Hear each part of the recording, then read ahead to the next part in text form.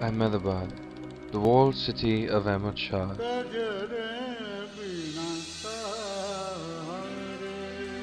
and a fine example of Hindu and Muslim architecture,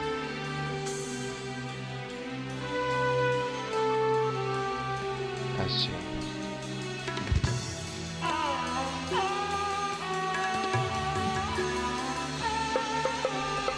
Now it has a new, more glamorous face.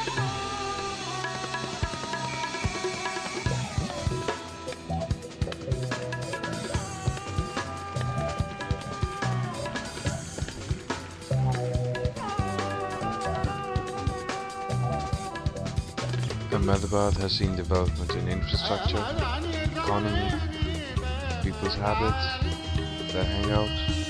People now enjoy lifestyles which they didn't even know existed before. Having hookahs in lounge bars, watching the latest movies in the multiplexes, shopping clothes of the brands the world is proud of, swinging away to the loud music discourse dotted all over the city.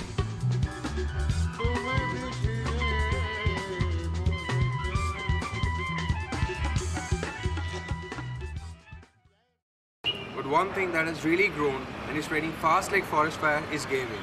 It has gripped the young generation of the city. It is said that almost 50% of the high school children, especially the boys, are hooked to gaming. The cropping up of gaming parlors with high-end computer systems and high-speed internet in many parts of the city, the increase in broadband penetration, better financial conditions and more awareness of gaming have facilitated to this. The youth throng to the different gaming parlors almost every day to get a piece of it. Games like Dota, Age of Empires, Need for Speed and Counter-Strike, also called CS for short, are huge rage with gamers.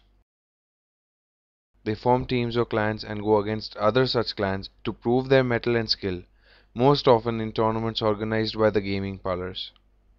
But why do gamers play games? And how much of time do they invest in it? As people have different hobbies, cricket, etc., etc. This Counter Strike is my game, which take me away from studies.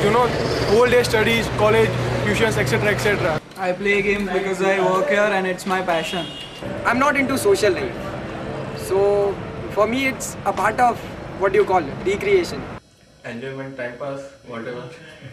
Because gaming is my passion and like it make you relax from the day-to-day life. Actually, I used to play for 15-16 hours a day, long time back. But since a year or two, I'm playing around 5-6 hours a day. Around 4 to 5 hours per day. 2 to 4 hours, depends. Around 8 hours, 10 hours, it depends. With so much of gaming and gamers investing so much of their time in it, the question of whether it is a good thing to game or not crops up. The worldwide debate of whether it is addictive or not also comes into consideration. Depends on you. How do you see it and how do you take it as? Yeah, yes.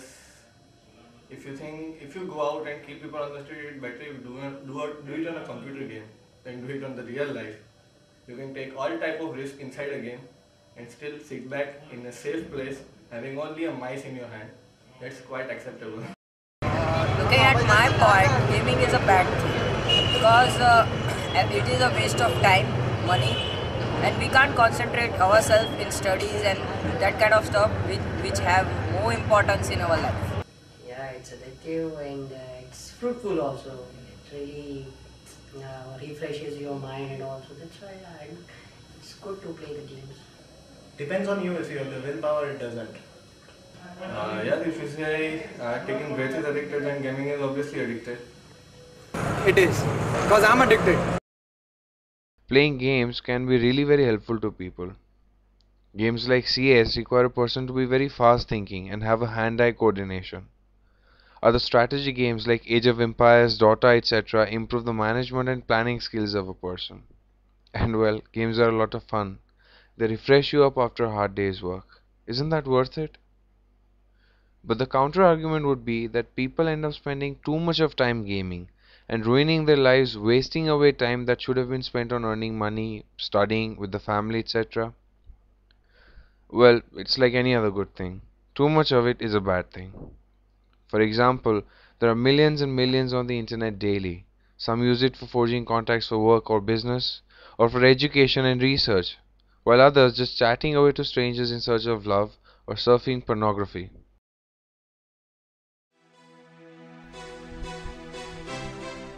At the end of the day, games take the gamers to another world, a haven, and they will keep coming back to that haven and keep gaming.